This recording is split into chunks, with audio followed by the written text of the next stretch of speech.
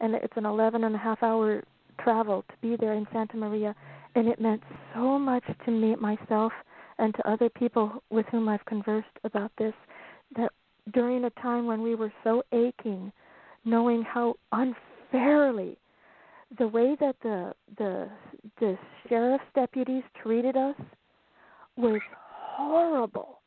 They made up rules that don't even exist on paper.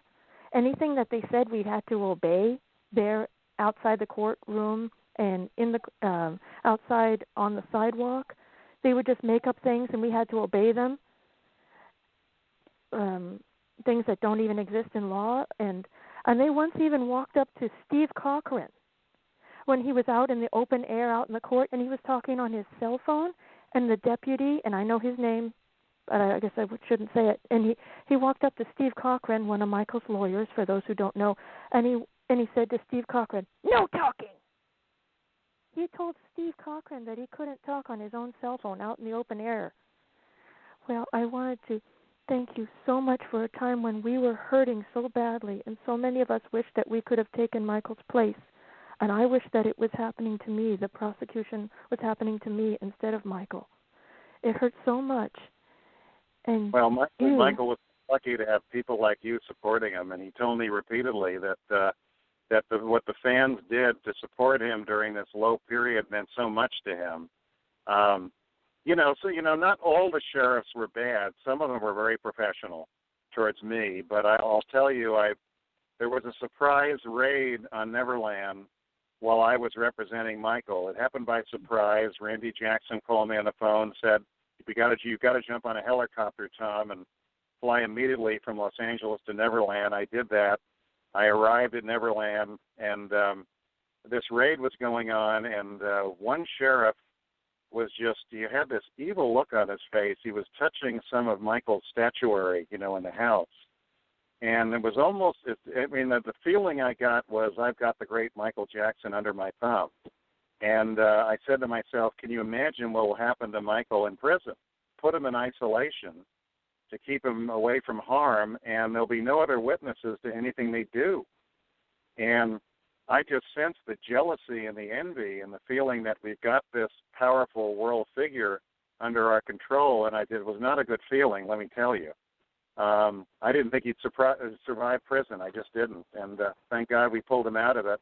Although, as I've said many times, I don't know if he really ever totally recovered from that horrid experience. Thanks for the call. Let's go out to Virginia and say hello to Mary. She joins us. Good evening, Mary. You're live with Tom Mesereau. Hi, good evening, Jordan. And a pleasure to talk with you again, Mr. Mesereau. Very nice to talk to you. Thanks for calling. And just congratulations on your being named Trial Lawyer of the Year. Thank you. And just kind of feeling numb today, with the passing of Prince, and sort of what you were saying, what the media does sometimes with these celebrities. Already they're talking about drugs and Prince's death. There's some I don't know if it's true or not. I hope it's not. TMZ is reporting. I heard Harvey Levin, the founder of TMZ, who I know, he was on radio suggesting that he'd been told that there was drug related. I hope it's certainly not true. I do too, because he led such a different kind of pure life, and he was didn't walk the way of all other artists. Sure. Went the other way. But anyway, what I'm here to ask you and to talk with you is about the death of the baby in the hot car. Oh, my God. That it all comes down to intent. And as to whether it's premeditated murder or negligent manslaughter. And I know about the prejudicial versus the probative evidence, but it seems to me, why can't what he was doing before that, on that day, he was sexting with some person. Why can't that be probative as to his frame of mind? Because the fact is, he left the baby in the car. The baby died from hypothermia. He went to his car at noon and went back to work, and he was sexting with a woman. To me, that should be let in. Well, again, I'm not in the courtroom. I don't know the case. I've never talked to the defendant. I'm a person who believes in our system of justice, no matter how horrible the charges may be. And I suppose that the prosecution will say that he had a motive to want the baby dead, and I suppose the defense will say that he was distracted by sexting and whatever else he was doing and didn't pay attention to the child and was sloppy and negligent and stupid. I suppose that's how it will play out and that's how it will be argued, but I really don't know. Yeah. I mean, again, as I said before, the notion that a father could intentionally do this is almost incomprehensible to me. It is, but it happens so many times. There's so many. There's like 450 children that die at the hands of their parents. That's just their parents, not stranger deaths. Yeah. It's just like it's another world. It's just it's a horrible thing to contemplate, that level of child cruelty. If it's what he did, he may have been immature and stupid. I don't know. I think that's what the defense will say. But the idea that you could plan this, I mean, you just have to be a monster. You have to be a sociopath without a conscience.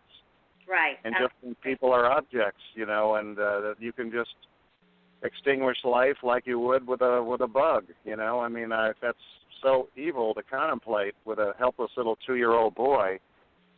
And part of me hopes he wasn't doing this intentionally. It's so evil to even imagine. Right. And lastly, I also want to echo the previous caller and just say, that you did save Michael Jackson's life. I mean, Michael would have just died, and I don't think that he ever actually got over the bad treatment he got from the media and such. Yesterday on the King Jordan show, he had Mike Garcia, which was one of his bodyguards, and he talked about how much he loved his children and how much his children loved him. He never saw anything that was untoward, in any way whatsoever, but just a loving father and a loving family. And I'm just very thankful that, you were able to do that so well. Well, thank you for your compliments and thank you for your thoughts. And there's no question in my mind that Michael Jackson was one of the most wonderful parents I ever watched, and I watched him. I watched him in Neverland. He was definitely afraid that these children would be kidnapped or harmed or influenced in the wrong way, and he wanted them to be educated, well-read. He wanted them to be curious about the world, and he wanted them to be kind to other people. Right. And from everything I can see, he raised beautiful children. Yeah. And when I look at these children and then I think about these efforts by Gloria Allred and others to terminate his parental rights, you can understand why I want to speak up, when she just takes a position in support of her clients. As I said, she's a very smart, accomplished woman who occupies a very strong role in American legal culture, and she's become a champion of women's rights, and we need champions of women's rights. But you've got to step up because she isn't always correct. Absolutely. Well, nice speaking with you, and have a nice rest of the evening, and good night, Jordan. Absolutely. Thank you so much, Mary. Okay, let's go out to Chicago. The area code is 872. Please state your name and where you're calling from. Your line is now open. 872, it's your turn. My name is Renee Robinson, and I don't have a lot to say. I'm basically just listening. I'm a fan of Michael's, but I am kind of a fan after the fact that, and started listening to his story and what was going on. I think it was horrible the way he was treated, and that got me to, have a lot of compassion and start following the story more closely and what happened. And I just wanted to Mesereau for being his lawyer and doing such an excellent job of getting him off. And every time I think about that and what could have possibly happened, it just, just does something to me. So definitely want to thank you for that. And congratulations on your accomplishments. Well, thank you for your comments, and I appreciate your thoughts very much. Thank you. Okay, we do have a Twitter question. Let's go over to Twitter. from Sane Sam MJ. He wants to know a couple of questions. Did Safe Chuck get married? Do you know, first of all, did Jimmy Safe Chuck get married at Neverland? You know, I've been asked that question before, and I honestly don't remember. I remember there was a difference of opinion as to whether that had happened. I remember that I believed he had been married at Neverland, but I don't remember what my belief was based on. You know, it's 11 years ago that trial ended. You know, so I just don't remember why I believed that, but I did. Could have been wrong, I suppose, but can't remember whether Michael told me that or I saw some evidence suggesting it. But that's what I believe I thought at the time, and I just haven't given it too much consideration since Michael was acquitted. I really haven't. And he goes on to say, you asked in the trial former Neverland employee Kiki Fournier this question in the 05 trial.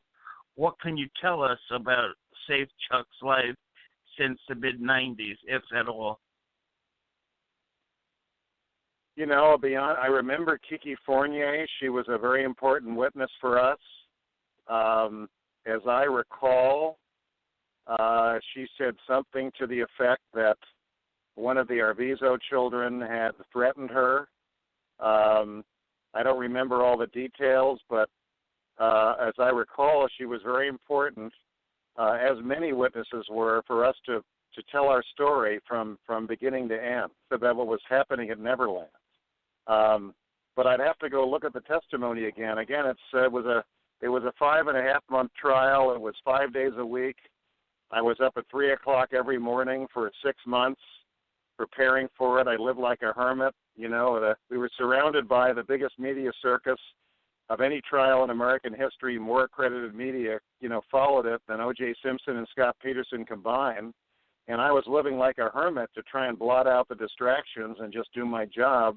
And I'd have to go back and refresh my recollection about my cross-examination of Mrs. Fournier before I could really answer that question. I just don't remember exactly what she said. You want to know, have you heard about the recent arrest of Starr, brother of Gavin Arvizo, accused of domestic violence against his ex-girlfriend last November, charged with first and second degree assault and reckless endangerment? He put a handgun to her head and threatened her life. Did you hear about that? And if so, what's your thoughts on that as you're hearing it now, if you didn't hear? I did not hear about it, and I don't know the details, and I don't want to comment on something I don't know anything about. You know, I don't know where this allegedly happened. I don't know if he's been convicted or exonerated or it's still process. I just don't know enough about it. I apologize. I just don't know how to answer that question. That's no problem. And he's saying if Jordan Chandler was to testify, what evidence were you prepared to use to against him if he testified back in 05? Well, as I recall, and I don't remember all the details now, I had some witnesses. I remember one or two people had called me and said that Mr. Chandler had told them it never happened, and they wanted to testify if needed. My investigator, Scott Ross, who did a fantastic job in the case, he was the lead investigator, he had investigated some other potential witnesses, and he told me they were prepared to testify to something similar. Now, remember, the prosecution would have probably responded by trying to say that you would expect someone in Mr. Chandler's position, if they were molested, to deny it, that normally victims of molestation, particularly males, deny it. So that's probably would have been their response. But there were some witnesses who claimed he had told them that it didn't happen. So that you would have to use that if he did testify. And I believe once you're out of the state, the rules are a little bit different. They don't have to subpoena you. Is that how it works? My understanding, well, I was told that he fled to Europe. So he was out of so subpoena once he's in power Europe, almost Anybody. The subpoena power is not